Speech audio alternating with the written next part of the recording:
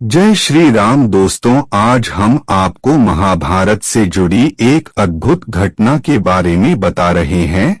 जब महाभारत युद्ध में मारे गए समस्त शूरवीर आदि एक रात के लिए पुनर्जीवित हुए थे। आज हम आपको महाभारत से जुड़ी एक अद्भुत घटना के बारे में बताने जा रहे हैं। जब महाभारत युद्ध में मारे गए समस्त शूरवीर जैसे कि भीष्म, द्रोणाचार्य, दुर्योधन, अभिमन्यु, द्रौपदी के पुत्र कर्ण, शिखंडी आदि एक रात के लिए पुनर्जीवित हुए थे। यह घटना महाभारत युद्ध खत्म होने के 15 साल बाद घटित हुई थी। साथ ही हम आपको बताएंगे कि धृतराष्ट्र, गांधारी, कुंती और विदुर की मौत कैसे हुई। आइए इन सब के बारे में विस्तार पूर्वक जानते हैं। राजा बनने के पश्चात हस्तिनापुर में युधिष्ठिर धर्म व न्यायपूर्वक शासन करने लगे। युधिष्ठिर प्रतिदिन धृतराष्ट्र व गांधारी का आशीर्वाद लेने के बाद ही अन्य काम करते थे। इस प्रकार अर्जुन, नकुल, सहदेव, द्रौपदी आदि भी सदैव धृतराष्ट्र व गांधारी की सेवा में लगे रहते थे। लेकिन भीम के मन में धृतराष्ट्र के प्रति हमेशा द्वेष भाव ही रहता। भीम धृतराष्ट्र के सामने कभी ऐसी बातें भी कह देते जो कहने योग्य नहीं होती थी। इस प्रकार धृतराष्ट्र, गांधारी को पांडवों के साथ रहते रहते 15 साल गुजर गए। एक दिन भीम ने धृतराष्ट्र व गांधारी के सामने कुछ ऐसी बातें कह दी जिसे सुनकर उनके मन में बहुत शोक हुआ। तब धृतराष्ट्र ने सोचा कि पांडवों के आश्रय में रहते अब बहुत समय हो चुका है, इसलिए अब वानप्रस्थ आश्रम वन में रहना ही उचित है। गांधारी ने भी धृतराष्ट्र के साथ वन जाने में सहमति दे दी। धृतराष्ट्र व गांधारी के साथ विदुर व संजय ने वन जाने का निर्णय लिया। वन जाने का विचार कर धृतराष्ट्र ने युधिष्ठिर को बुलाया और उनके सामने पूरी बात कह दी। पहले तो युधिष्ठिर को बहुत दुख हुआ, लेकिन बाद में महर्षि वेदव्यास के कहने पर युधिष्ठिर मान गए। जब युधिष्ठिर को पता चला कि धृतराष्ट्र व गांधारी के साथ विदुर व संजय भी वन जा रहे हैं, तो उनके शोक की सीमा नहीं रही। धृतराष्ट्र ने बताया कि वे कार्तिक मास की पूर्णिमा को वन के लिए यात्रा करेंगे। वन जाने से पहले धृतराष्ट्र ने अपने पुत्रों व अन्य परिजनों के श्राद्ध के लिए युधिष्ठिर से धन मांगा। भीम ने द्वेषतावश धृतराष्ट्र को धन देने के इनकार कर दिया। तब युधिष्ठिर ने उन्हें फटकार लगाई और धृतराष्ट्र को बहुत सा धन देकर श्राद्ध कर्म संपूर्ण करवाया।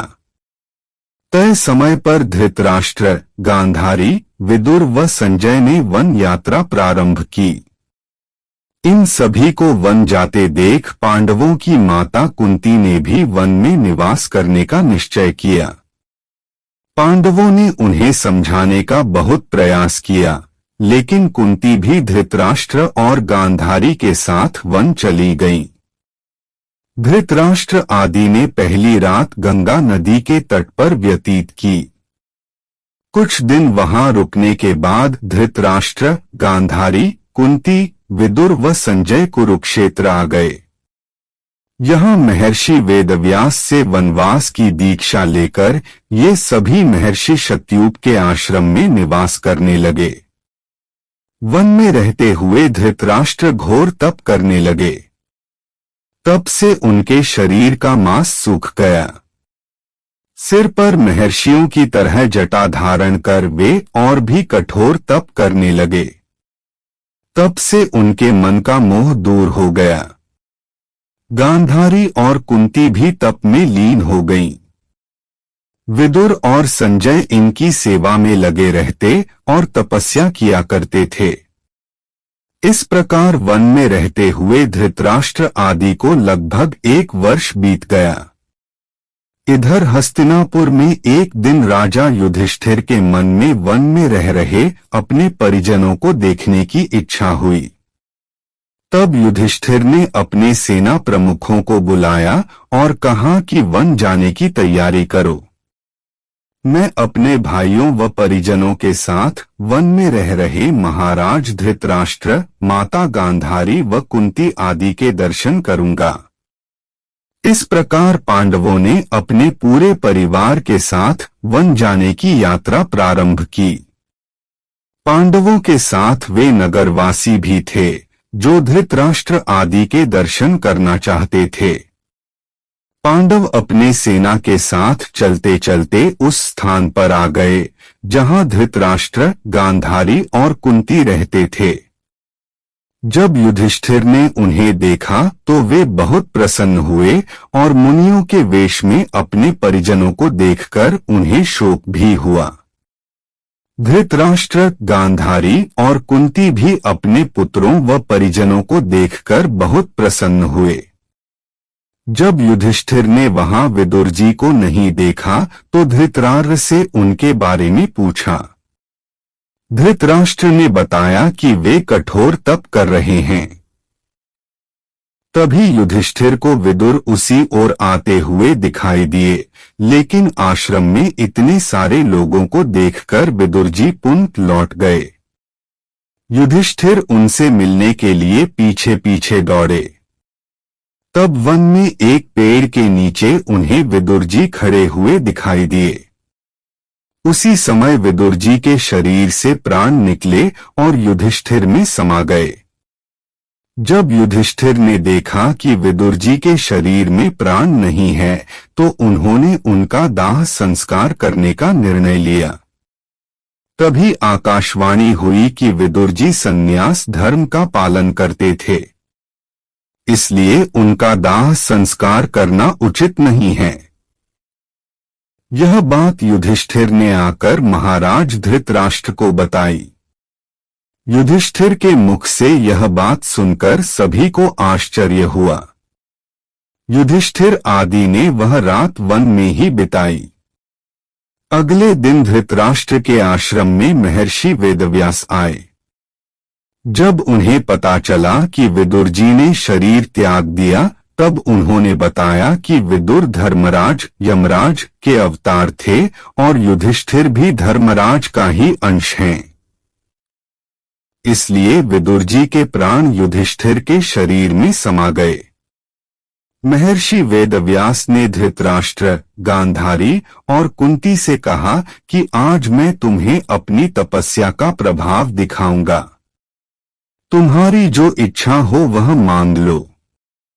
तब धृतराष्ट्र व गांधारी ने युद्ध में मृत अपने पुत्रों तथा कुंती ने कर्ण को देखने की इच्छा प्रकट की। द्रौपदी आदि ने कहा कि वह भी अपने परिजनों को देखना चाहते हैं। महर्षि वेदव्यास ने कहा कि ऐसा ही होगा। युद्ध में मारे गए जितने भी वीर हैं उन्हें आज रात तुम सभी देख पाओगे। ऐसा कहकर महर्षि वेदव्यास ने सभी को गंगा तट पर चलने के लिए कहा। महर्षि वेदव्यास के कहने पर सभी गंगा तट पर एकत्रित हो गए और रात होने का इंतजार करने लगे। रात होने पर महर्षि वेदव्यास ने गंगा नदी में प्रवेश किया और पांडव व कौरव पक्ष के सभी मृत योद्धाओं का आवाहन किया। थोड़ी ही देर में भीष्म, द्रोणाचार्य, कर्ण, दुर्योधन, दुःशासन, अभिमन्यु, धृतराष्ट्र के सभी पुत्र, घटोत्कच, द्रौपदी के 5 पुत्र, राजा द्रुपद, धृष्टद्युम्न, शकुनी, शिखंडी आदि वीर जल से बाहर निकल आए। उन सभी के मन में किसी भी प्रकार का अहंकार व क्रोध नहीं था। महर्षि वेदव्यास ने धृतराष्ट्र व गांधारी को दिव्य नेत्र प्रदान किए। अपने मृत परिजनों को देख सभी के मन में हर्ष छा गया। सारी रात अपने मृत परिजनों के साथ बिताकर सभी के मन में संतोष हुआ। अपने मृत पुत्रों, भाइयों, पतियों व अन्य संबंधियों से मिलकर सभी का संताप दूर हो गया। तब महर्षि वेदव्यास ने वहां उपस्थित विधवा स्त्रियों से कहा कि जो भी अपने पति के साथ जाना चाहती हैं वे सभी गंगा नदी में डुबकी लगाएं। महर्षि वेदव्यास के कहने पर अपने पति से प्रेम करने वाली स्त्रियां गंगा में डुबकी लगाने लगी और शरीर छोड़कर पतिलोक में चली गईं। इस प्रकार वह अद्भुत रात समाप्त हुई। इस प्रकार अपने मृत परिजनों से मिलकर धृतराष्ट्र, गांधारी, कुंती व पांडव बहुत प्रसन्न हुए। लगभग 1 महीना वन में रहने के बाद युधिष्ठिर आदि पुनः हस्तिनापुर लौट आए। इस घटना के करीब 2 वर्ष बाद एक दिन देवर्षि नारद युधिष्ठिर के पास आए। युधिष्ठिर ने उनका स्वागत किया। जब देवर्षि नारद ने उन्हें बताया कि वे गंगा नदी के आसपास के तीर्थों के दर्शन करते हुए आए हैं, तो युधिष्ठिर ने उनसे धृतराष्ट्र, गांधारी व माता कुंती के बारे में पूछा। तब देवर्षि नारद ने उन्हें बताया कि तुम्हारे वन से लौटने के बाद धृतराष्ट्र आदि हरिद्वार चले गए। वहां भी उन्होंने घोर तपस्या की। एक दिन जब वे गंगा स्नान कर आश्रम आ रहे थे, तभी वन में भयंकर आग लग गई। दुर्बलता के कारण धृतराष्ट्र, गांधारी व कुंती भागने में असमर्थ थे। इसलिए उन्होंने उसी अग्नि में प्राण त्यागने का विचार किया और वहीं एकाग्रचित्त होकर बैठ गए। इस प्रकार धृतराष्ट्र, गांधारी व कुंती ने अपने प्राणों का त्याग कर दिया। संजय ने ये बात तपस्वियों को बताई और वे स्वयं हिमालय पर तपस्या करने चले गए। धृतराष्ट्र, गांधारी व कुंती की मृत्यु का समाचार जब महल में फैला तो हाहाकार मच गया। तब देवर्षि नारद ने उन्हें धैर्य बंधाया। युधिष्ठिर ने विधिपूर्वक सभी का श्राद्ध कर्म करवाया और दान दक्षिणा देकर उनकी आत्मा की शांति के लिए संस्कार किए।